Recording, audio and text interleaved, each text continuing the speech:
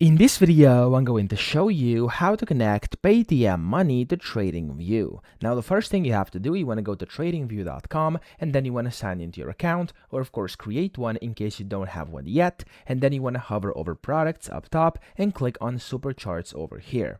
This is going to open their super charts, and then you want to go to the bottom left where it says trading panel. You want to maximize this by clicking on this button over here, and then here you want to find Paytm Money. So click on show all brokers, and then what I would recommend is pressing Ctrl F on your keyboard and just typing in Paytm, just like that. And as you can see here, it is Paytm Money. Click on it, press on connect. This is going to take you to a separate page here where basically you will have to log in. So for me, as you can see here, I do not have the access to this because I'm not in the correct country. But of course, if you are, you'll be able to get access to the website, sign into your account, and therefore connect it to your TradingView account. So that's how to do it. I hope this video helped you out. If it did, please subscribe to the channel and help me out as well.